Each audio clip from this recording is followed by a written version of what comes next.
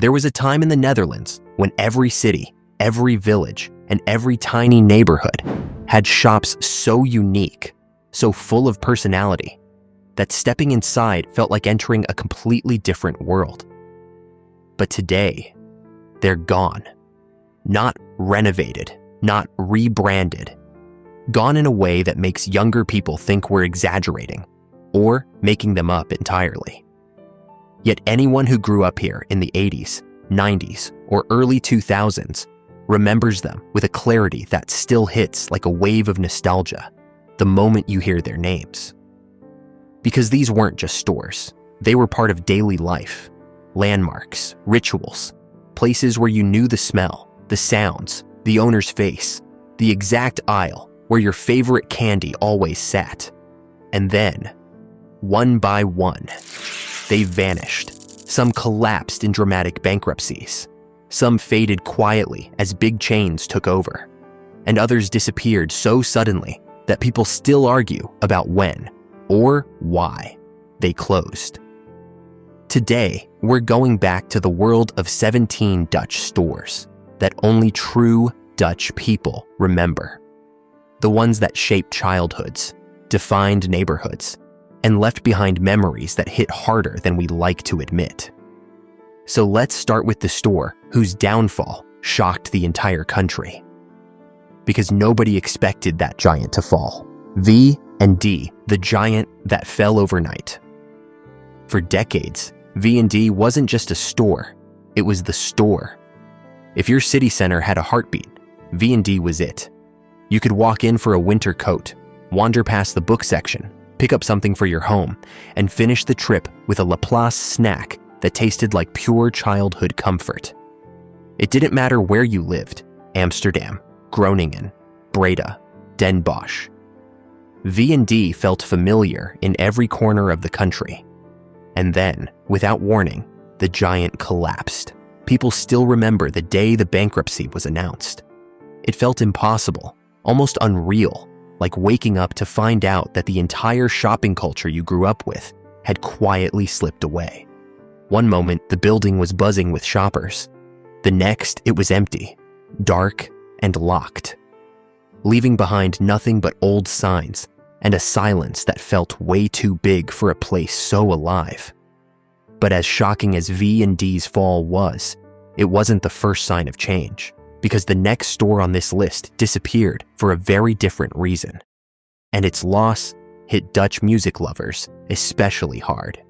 Free Record Shop, the blue and yellow music, heaven before playlists, before streaming, before every song lived inside your phone.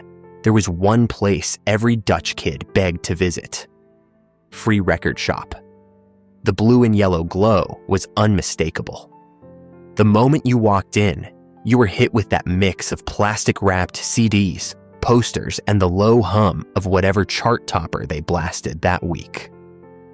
This was where you bought your very first album, where you stood flipping through CD racks for way too long, where teenagers argued about which artist was actually good, long before social media made everyone an expert. And then the entire store just vanished. Streaming didn't kill it slowly. It wiped it out in one wave. People woke up, and the free record shop they grew up in was suddenly closed, cleared out, and replaced by something that didn't smell like music, memory, or teenage rebellion. Even now, when people see the old logo online, they feel that sting of recognition, like a snapshot of a world that's never coming back. But Free Record Shop wasn't the only tech-era casualty, because the next store on this list was the place for every gadget-loving kid. And its fall marked the end of a certain kind of Dutch electronics culture. Dixons, the tech paradise. Every teenager misses. If you grew up in the Netherlands, there was a moment, a very specific moment, when Dixons felt like the future. The sliding doors opened, and suddenly you were surrounded by gadgets you absolutely didn't need, but desperately wanted. MP3 players, digital cameras, USB sticks that looked impossibly high-tech, and rows of gleaming computer screens showing worlds you'd never seen before. Dixons had this energy that made you feel older just by walking in. It was where you tested keyboards you'd never buy, where you pretended you understood all the specs, and where the staff always seemed to know everything about your next device before you even touched it. And then, without much noise, the stores disappeared. No dramatic collapse, no massive headlines. Just a slow, quiet fade until one day you walked past your local Dixons and the lights were off forever. It felt strange, like a place built on excitement, and new technology had been overtaken by the very tech it once sold. But if Dixons was the store where you could touch everything, the next one is remembered for the exact opposite, a shop where you couldn't touch anything. And that became part of its weird charm, Kijkshop, the store you could look at but never touch. Kijkshop was one of the strangest, most unforgettable shopping experiences in the Netherlands. You walked in expecting a normal store, and instead found yourself staring at rows of locked glass display cases, like you were in a museum for household items. Perfume behind glass, cameras behind glass. Even the cheapest headphones sat there like rare artifacts. You couldn't touch anything. You couldn't try anything. You just wrote down a number, took it to the counter, and hoped what you saw was what you actually got. And that weird system, somehow, it worked. People still laugh about it, but they also miss it. Kijkshop had a vibe nothing else has ever recreated. A mix of bargain hunting, catalog shopping, and mild confusion. Then, almost out of nowhere, the entire chain collapsed. Every store closed. The red display boxes vanished overnight, leaving behind empty units in shopping streets that suddenly felt colder, quieter, and way less fun. But while Kijkshop felt quirky and confusing, the next store hit something much deeper. It carried pure childhood magic, and losing it felt personal, especially for anyone who grew up begging their parents for just 5 more minutes inside. Bart Smit, the toy store that defined Dutch childhood. For Dutch kids, Bart Smit wasn't just a store, it was a weekly event. The moment those yellow and blue signs came into view, something switched on inside you. This was the place where birthdays began, where wish lists were born, where you pressed your face against the glass just to stare at whatever new game or toy had just arrived. Every aisle felt like an adventure. Action figures lined up like tiny armies. Game consoles locked behind shining cabinets. Shelves stacked so tight with toys that you didn't know where to look first. Parents pretended they were just browsing. Kids pretended they weren't about to lose their minds. And then, just when everyone thought Bart Smit would last forever, the name disappeared. No big farewell, no nostalgic tribute, just a quiet transformation into Intertoys, wiping out decades of memories with one corporate decision. Even today, you'll hear people say, Intertoys is fine, but it's not Bart Smit. But here's the twist. Bart Smit didn't just vanish, because the chain that swallowed it up soon faced its own disaster, one that shook families across the Netherlands and sent toy collectors scrambling. Intertoys, the toy empire that crumbled. Intertoys was supposed to be the safe bet, the giant that would never fall. After swallowing Bart Smit, it became the ultimate destination for toys, games, and childhood memories. Every mall had one, every neighborhood knew where to find one, and for a moment, it felt like the Netherlands' toy culture was secure. But even giants aren't invincible. By 2019, Intertoys declared bankruptcy. Stores closed almost overnight. Kids who had grown up with its aisles full of toys suddenly found empty spaces, and parents were left scrambling to find gifts that didn't carry that same magical energy. Collectors mourned the loss of rare editions, while nostalgic adults took to social media, sharing stories about the store that had shaped their childhoods. It was more than a business failing. It was a cultural moment, a reminder that nothing lasts forever. And while toys were disappearing, another type of store, this time for books, was already facing its own dramatic collapse. The next name on the list shows how Dutch book lovers lost a chain that tried to reinvent itself and failed. Polare, the bookstore chain that tried and failed. For anyone who loved books, Polare felt like a dream when it first appeared. Formed from the merging of Selexyz and Slegte, it promised big, stylish stores full of every title imaginable, from bestsellers to hidden gems. Walking inside felt like stepping into a library where you could actually buy everything you touched. But dreams don't always last. In 2014, Polare declared bankruptcy. Stores closed, shelves went dark, and communities lost more than just a bookstore. They lost a place to gather, to browse, to discover new worlds. Students, writers, and lifelong readers suddenly had to adjust to online shopping, e-readers, and a world without the familiar smell of pages in a real Dutch bookstore. Even today, old Polare locations sit quietly. Some turned into cafes or generic shops, but the memory lingers. A big, bright bookstore that vanished faster than anyone expected. And before Polare existed, there were the chains that built up this legacy, Selexyz and Slegte, the true heroes of Dutch book culture. Long before Polare tried to carry the torch, Selexyz and Slegte were the true treasures of Dutch book culture. Every town seemed to have one, and stepping inside felt like entering a world of endless possibilities.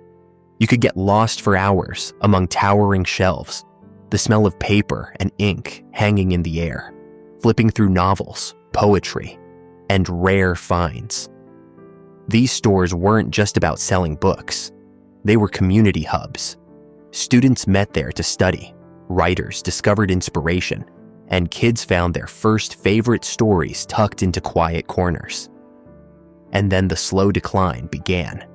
Competition from online retailers, rising rents, and changing shopping habits slowly choked them. By the time Polare was formed, the charm of Selexyz and Slegte was already fading, and eventually, both names disappeared entirely from the high streets. But while book lovers mourned those losses, some stores had been disappearing for centuries, long before the digital age even existed. The next one is proof that even the most established shops aren't immune. Metz Co, Amsterdam's luxury store, lost to time. If V&D was the giant, Metz Co was the jewel. For over a century, it stood as Amsterdam's beacon of high-end fashion, design, and luxury. Walking through its doors felt like stepping into another world. Polished floors, elegant displays, and the unmistakable aura of something timeless. People didn't just shop there, they experienced it. The rooftop views, the unique collections, the attention to detail in every corner made it more than a store. It was a symbol of style and refinement. Then, in 2013, it closed. No dramatic news, no sensational headlines, just the quiet end of an era.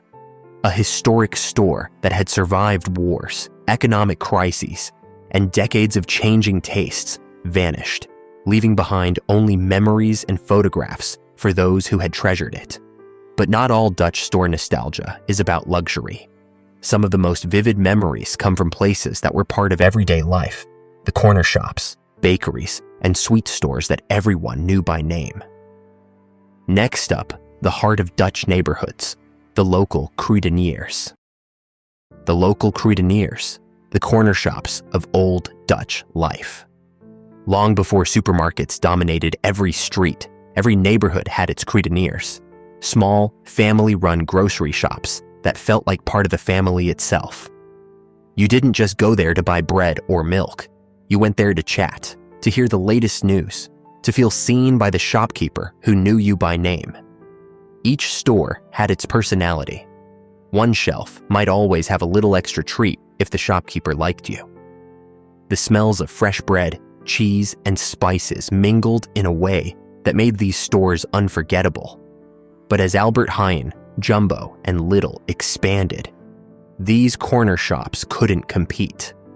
Slowly, one by one, they disappeared, leaving behind a street that felt emptier, colder, and less personal. And the same story played out in bakeries and butchers, which weren't just stores, but the daily heartbeat of Dutch neighborhoods. Independent bakeries and butchers.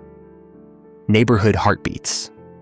Before supermarket chains took over, bakeries and butchers were more than places to shop.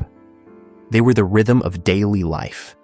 The smell of freshly baked bread in the morning, the warm greeting from the baker, who knew every customer by name, the butcher carefully wrapping your meat just the way you liked it. These experiences were part of growing up in the Netherlands. Each visit was personal. Kids learned the value of patience while waiting in line. Parents caught up on local news, and neighbors bumped into each other almost every day. But as chains expanded, rents rose, and convenience took priority over tradition. Many of these family-run stores quietly closed. The streets lost their scent, their sounds, and their stories. Yet even as bread and meat disappeared, something sweeter managed to survive in memory.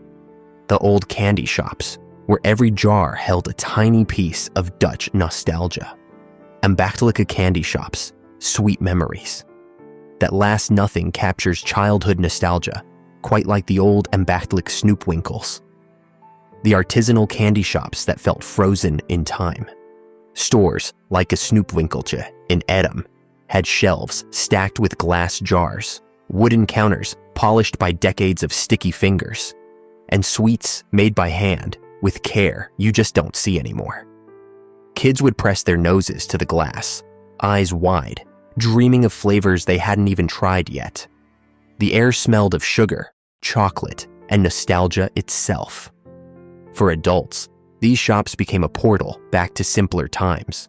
But most of these shops didn't survive the rise of supermarkets, chain convenience stores, and modern packaging. Today, only a rare few remain, treasured by locals and remembered online in Facebook groups and nostalgic threads. And while candy was disappearing from streets, music was also vanishing, leaving a hole in the lives of teenagers who once spent hours flipping through vinyl and cassettes.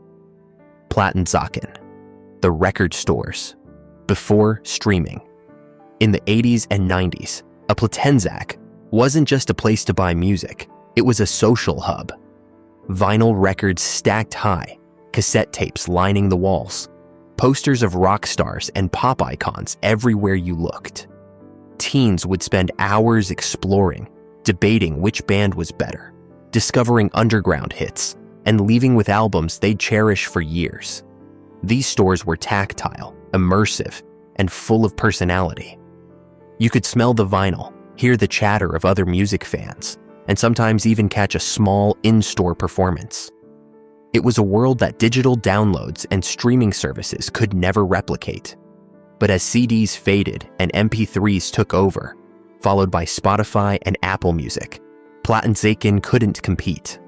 One by one, the doors closed, leaving streets quieter and Dutch music culture forever changed. And while records disappeared, other specialized shops quietly vanished too. Places only true locals ever remember, like camera shops and electronics repair stores. Camera shops and photo developers, capturing memories the old way. Before smartphones made instant photography a given, camera shops and photo developers were essential. You went there to buy film, develop rolls of photos, or pick up a shiny new camera. Every store had knowledgeable staff who could explain aperture, shutter speed, and everything in between. Things that seem almost magical to anyone born after 2000. There was a ritual to it, dropping off your film, waiting a few days, and picking up prints that captured birthdays, vacations, and everyday life. It wasn't just shopping, it was anticipation, excitement, and a little suspense. But as digital cameras exploded and smartphones replaced film, these shops couldn't survive. Dark rooms went dark, counters were cleared, and streets lost another piece of their character. Their disappearance wasn't just about business. It was about culture shifting, about convenience overtaking connection, about personal service being replaced by efficiency. The smells, the sounds, the familiar faces, all gone, leaving memories that hit unexpectedly when you see a photograph, hear a name, or stumble across a vintage logo online. And yet, there's a bittersweet comfort in remembering them. These stores remind us that the Netherlands we grew up in was more than streets and buildings. It was alive, full of stories, full of people, full of life that doesn't exist the same way anymore. So the next time you walk past a quiet street, an empty storefront, or a familiar corner, ask yourself, which store will disappear next? And will anyone remember it the way we remember these 17 Dutch treasures? Because some memories deserve to last, even when the stores themselves are gone. Thanks for taking this trip down memory lane with me, revisiting the 17 Dutch stores that shaped our childhoods and vanished too soon. It's crazy to think how much has changed and how much we still carry with us in our memories. If you love this journey through the streets of Old Holland and want to uncover more forgotten stories, hidden gems, and nostalgic corners of the Netherlands, make sure to subscribe to Dear Old Holland. Hit that bell icon so you never miss a video, because there's so much more history, mystery, and memories waiting for you. And hey, share in the comments which store you remember most, or the one you wish still existed. I'd love to hear your stories. After all, these memories are only alive as long as we keep talking about them. So don't forget, subscribe, stay curious, and keep the spirit of Old Holland alive.